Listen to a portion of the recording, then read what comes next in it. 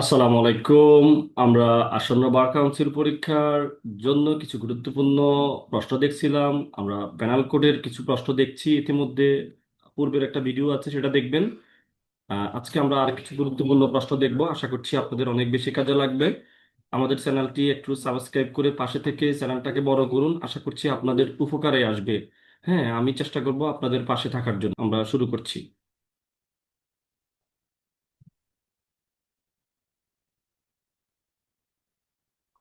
অপরাধীকে দণ্ড প্রদানের উদ্দেশ্য কি? অপরাধীকে দণ্ড প্রদানের কি উদ্দেশ্য? আপনি কি মনে করেন? একজন অপরাধীকে কেন দণ্ড দিবেন আপনি? আপনি কি চান? কেন মামলা করেছেন? এই প্রশ্নগুলো যদি আপনার মাথায় নিতে পারেন, প্রশ্নের উত্তর হয়ে যায়। আপনি একজন অপরাধীর নামে কেন মামলা দিবেন? কেন তাকে দণ্ড দিতে চাচ্ছেন? কেন এত আপনার আদালত, কেন এত কোর্ট, বা কেন এত পুলিশ, কেন র্যাব? এই বিষয়গুলো, এগুলো সবই তো অপরাধীকে দণ্ড দেওয়ার উদ্দেশ্যে। তো দেখেন, শাস্তি বা দণ্ড প্রদানের ক্ষেত্রে কিছু উদ্দেশ্য রয়েছে। অপরাধীকে বিচার শেষে দণ্ডদানের মাধ্যমে মূলত সেই উদ্দেশ্যের প্রতিফলন ঘটানো হয়। দণ্ড প্রদানের মূল উদ্দেশ্য হচ্ছে অপরাধীকে শাস্তি প্রদান করা, সামাজিক ও রাষ্ট্রীয় শান্তি শৃঙ্খলা বজায় রাখা। অপরাধীকে কিছু মতবাদ বা তথ্যের উপর ভিত্তি করে শাস্তি বা দণ্ড দেওয়া হতো। এই মতবাদ বা তথ্য ধীরে ধীরে সময়ের সাথে বিকাশ লাভ করে। অপরাধীকে দণ্ড প্রদানের উদ্দেশ্য মতবাদ তথ্যসমূহ নিচে দেওয়া হলো। তাহলে দেখেন, আমরা একটু দেখি। প্রতিশোধমূলক। প্রতিশোধমূলক, আমি আপনাদেরকে একটা কিওয়ার্ড দিই। ফরফলা, দন্তান শিকার নেই, দন্তাস্য। এটা একটু মনে রাখবেন, ফ্রনিশ বা প্রাণিশ, যেটা ফ্রনিশ মনে রাখেন। তাহলে দিয়ে প্রতিশোধমূলক। হ্যাঁ, তারপরে হলো রেট্রিবিউটিভ বলে ইংলিশে। যখন সমাজে একটি অপরাধ করা হয় তখন এক বা একাধিক ব্যক্তি এর দ্বারা ক্ষতিগ্রস্ত হয়, তখন ক্ষতিগ্রস্ত পক্ষ প্রতিশোধ নিতে চায়। এরূপভাবে সবাই তাদের সাথে সংগঠিত হওয়া অপরাধের প্রতিশোধ নিতে গেলে সমাজের শান্তি শৃঙ্খলা ব্যাহত হবে।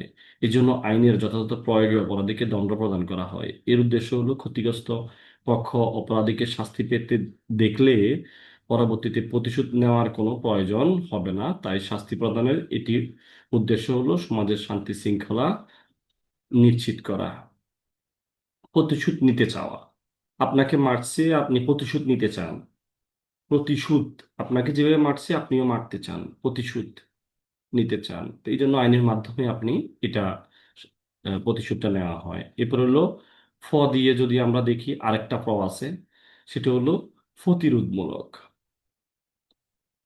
শাস্তি প্রদানের অন্যতম উদ্দেশ্য হলো প্রতিরোধ করা। একজনকে শাস্তি প্রদানের মাধ্যমে সমাজের অন্যদেরকে শিক্ষা দেওয়াই হলো শাস্তির প্রতিরোধমূলক উদ্দেশ্য। এটা আপনার ব্যক্তিগত উদ্দেশ্য নাও থাকতে পারে, কিন্তু এটা রাষ্ট্রীয়ভাবে উদ্দেশ্য। অর্থাৎ সমাজের শান্তি শৃঙ্খলা বজায় রাখার জন্য রাষ্ট্রের একটা দায়িত্ব আছে, যেন একজনকে শাস্তি প্রদানের মাধ্যমে সমাজের অন্যদের শিক্ষা দেওয়া হলো শাস্তির প্রতিরোধমূলক। এটা হলো প্রতিরোধমূলক। কোনো অপরাধীকে তার অপরাধের জন্য কঠোর শাস্তি দেওয়া হলে অন্যরা অপরাধ অপরাধ থেকে বিরত থাকবে, এই উদ্দেশ্যে দণ্ড বা শাস্তি প্রদান করা হয়। তাইলে প্রতিশোধ, প্রতিরোধ গেল আমরা। এরপরে আমরা দেখি, পরবর্তী স্টেপ দেখার চেষ্টা করি। এরপরে হলো নিবারণমূলক। প্রনিষেধ দন্তানুস্বীকার বা প্রিভেন্টিভ। নিবারণমূলক দণ্ড প্রদানের উদ্দেশ্য, নিবারণমূলক উদ্দেশ্য অনেকটাই প্রতিরোধমূলক উদ্দেশ্যের মতো। প্রতিরোধমূলক উদ্দেশ্যের মতোই। যেমন অপরাধীকে দণ্ড প্রদানের উদ্দেশ্য হলো ভীতি প্রদর্শনের মাধ্যমে অপরাধী ও অন্যান্য অপরাধী অন্যদেরকে অপরাধ সংগঠন থেকে বিরত রাখা। এটা নিবারণমূলক। এটা আপনার প্রতিরোধের মতোই কাছাকাছি। আর সংশোধনমূলক উদ্দেশ্য, বর্তমানে একজন অপরাধী সমাজের বাইরে বিবেচনা না করে সংশোধন করে কিভাবে সমাজের মূল ধারায় ফিরিয়ে আনা যায়, সেই জন্য বিভিন্ন রকম উদ্ভাবনী বা সৃজনশীল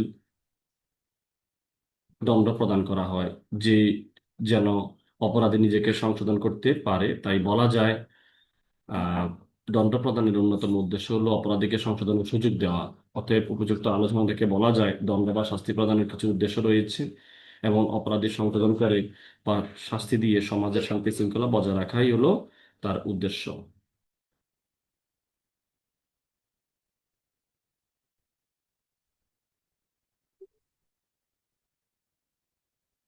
তাহলে আমরা ইতিমধ্যে বুঝতে পেরেছি আসলে দণ্ড প্রদানের উদ্দেশ্যটা কি। ঠিক আছে, তাহলে দেখেন, তাহলে প্রথমে হলো প্রতিশোধমূলক। প্রতিশোধ তো আপনিই নিতে চান, তখন এটা রাষ্ট্রীয় দায়িত্ব নিয়ে দেওয়া হয়। প্রতিরোধমূলক বা নিবারণমূলক দুইটাই রাষ্ট্র দেখে। আর আরেকটা নতুন যে কনসেপ্ট সেটা হলো সংশোধনের উদ্দেশ্যে। হ্যাঁ, সংশোধন হয়ে গেলে তো ভালো হয়ে গেল, সমাজে আর বিশৃঙ্খলা সৃষ্টি হবে না। এটিও একটা ভালো ধারণা, আইডিয়া। আশা করছি দণ্ড প্রদানের উদ্দেশ্য কি আপনারা ইতিমধ্যে বুঝতে পেরেছেন। ঠিক আছে, আমরা পরের প্রশ্নে চলে যাই। দণ্ডবিধিতে প্রতিরোধমূলক শাস্তির উপস্থিতি আমরা প্রতিরোধমূলক দেখতে পারি বা নিবারণমূলক দেখতে পারি, কিন্তু সংশোধনমূলক শাস্তির অনুপস্থিতি। এ বক্তব্য আপনার সমর্থন করেন কি? হ্যাঁ, আমরা দেখতে পাই যে দণ্ডবিধি 53 ধারায় বলা আছে যে 5 প্রকারের দণ্ডের কথা আছে: মৃত্যুদণ্ড, যাবজ্জীবন, তারপরে সশ্রম বিনাশ্রম কারাদণ্ড, হ্যাঁ, তারপরে সম্পত্তি বাজেয়াপ্ত, অর্থদণ্ড। এই 5টা শাস্তি আমরা দেখতে পাই। আর এই 5টা শাস্তির মধ্যে যদি আমরা দেখার চেষ্টা করি যে 5 প্রকার দণ্ডের প্রক্রিয়া দেখলে বোঝা যাবে এগুলো সবই প্রতিরোধমূলক দণ্ড, সংশোধনমূলক নয়। প্রতিটি দণ্ড প্রদান করা হয় অপরাধীকে প্রতিরোধ করার জন্য। এইসব দণ্ড অপরাধী সমাজ থেকে বিচ্যুতি বা আলাদা করে দেয়, ফলে অনেক ছোট অপরাধী বড় বড় অপরাধী বা অপরাধীর সাথে মিশে আরো বড় অপরাধের জগতে প্রবেশ করে। এছাড়া দণ্ডবিধিতে বেশ কিছু ক্ষেত্রে মৃত্যুদণ্ডের বিধান আছে। মৃত্যুদণ্ড কার্যকর করা হলে কোনো ব্যক্তি আর সংশোধনের সুযোগ থাকে না।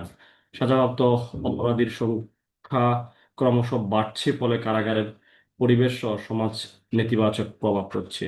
সমাজ সাজা প্রদানের অন্যতম উদ্দেশ্য সংশোধনমূলক বা প্রতিহিংসামূলক নয়, কিন্তু দণ্ডবিধিতে সরাসরি সংশোধনমূলক ব্যবস্থার কোনো উল্লেখ না থাকায় ছোটখাটো অপরাধী নানা রকম বড় অপরাধে জড়িয়ে পড়ছে। অতএব উপযুক্ত আলোচনা থেকে বলা যায় দণ্ডবিধিতে প্রতিরোধমূলক শাস্তির উপস্থিতি, সংশোধনমূলক শাস্তির আপনার অনুপস্থিতি সুস্পষ্ট। এই বক্তব্যে আমি সমর্থন করি। এরপরে হলো আমরা একটু সম্ভাবনাটা দেখি, পরে আমরা বাকিটা দেখতেছি।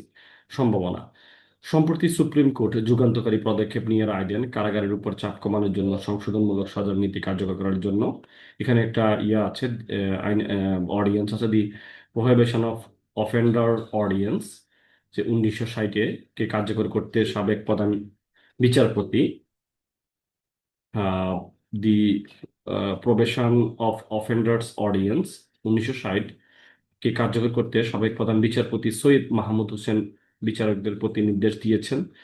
যদিও আইনটি দণ্ডবিধির কোনো বিধান নয়, কিন্তু দণ্ডবিধির বিভিন্ন শাস্তি প্রদানের ক্ষেত্রে কার্যকর হবে। দণ্ডবিধিতে সরাসরি সংশোধনমূলক সাজার ব্যবস্থা না থাকলেও উক্ত অধ্যাদেশ দ্বারা সুফল পাওয়া যাবে। অর্থাৎ উক্ত অধ্যাদেশ অনুযায়ী বিচারক অপরাধীকে সতর্ক করে ছেড়ে দিতে পারেন, জামিনদার রেখে বা না রেখে ছেড়ে দিতে পারেন। 2 বছরের বেশি সাজা অপরাধের ক্ষেত্রে প্রযোজ্য নয়, কেবল দণ্ডবিধি কিছু অপরাধের ক্ষেত্রে প্রযোজ্য। নতুন অপরাধ করলে সাজা ভোগ করতে হবে এবং সদাচরণ না করলে সাজা ভোগ করতে হবে। এই হলো কথাবার্তা।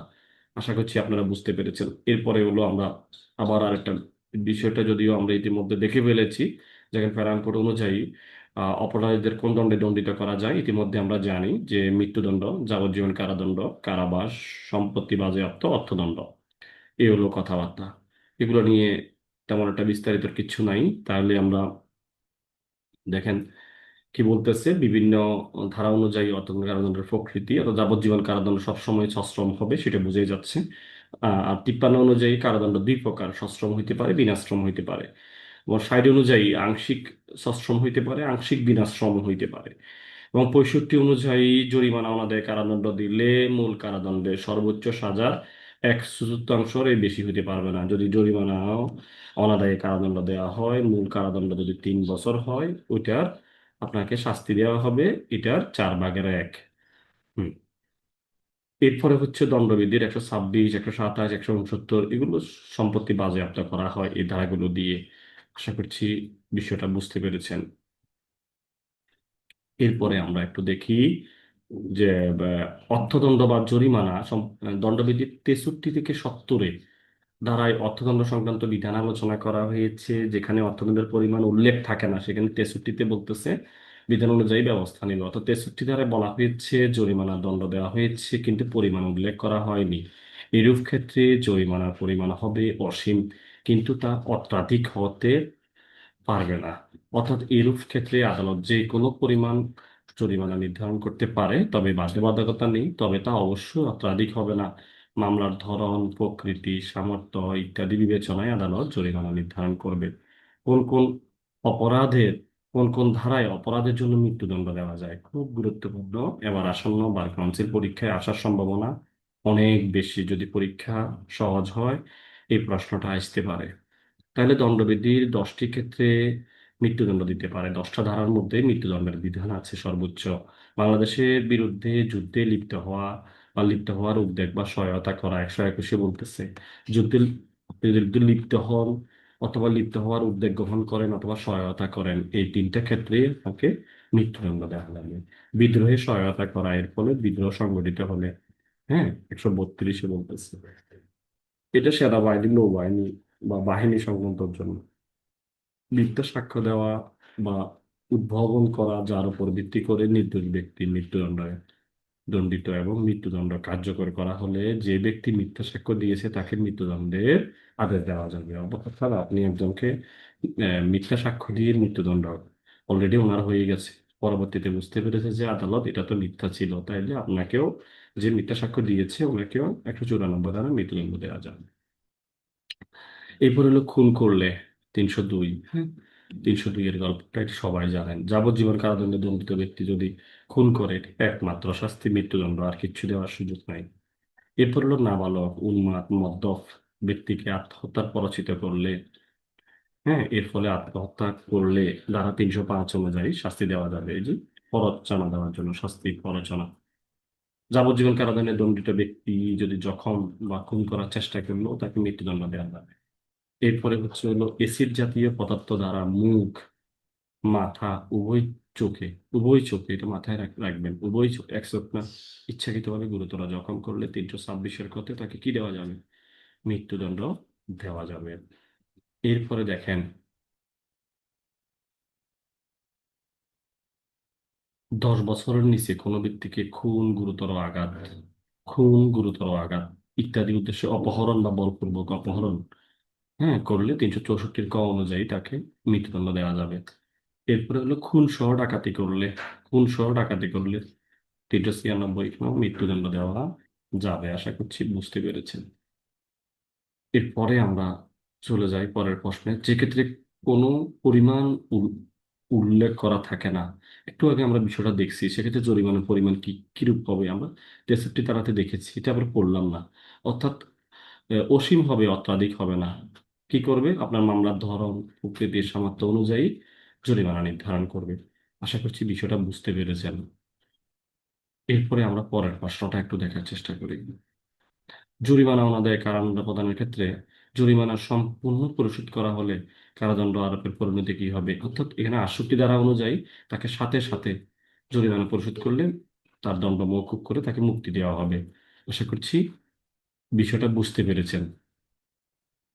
এর পরবর্তীতে আমরা দেখি যে দি পেনাল কোড 1860 অনুসারে কারাদণ্ড, যাবজ্জীবন কারাদণ্ড, আমৃত্যু কারাদণ্ডের মধ্যে পার্থক্য কি আসলে? হ্যাঁ, কারাদণ্ড বলতে কি বুঝাইতেছে? দণ্ডবিধি 53 দ্বারা বিভিন্ন প্রকার কারাদণ্ডের কথা উল্লেখ আছে। 53 দ্বারা বিভিন্ন যাবজ্জীবনের কারাদণ্ডের কথা উল্লেখ আছে। আমৃত্যু কারাদণ্ড, দণ্ডবিধিতে সরাসরি আমৃত্যু কারাবাসের কোনো বিধান নাই। হ্যাঁ, কারাদণ্ড সশ্রম বা বিনাশ্রম হইতে পারে। যাবজ্জীবন সর্বদা সশ্রম হবে, আমৃত্যু কারাদণ্ড সশ্রম হবে।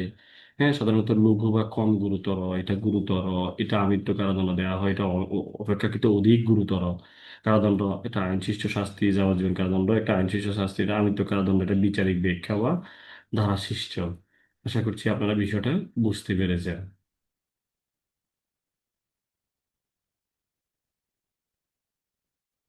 তো দেখা হবে আমাদের আবার পরের ভিডিওতে ইনশাল্লাহ। ভালো থাকেন।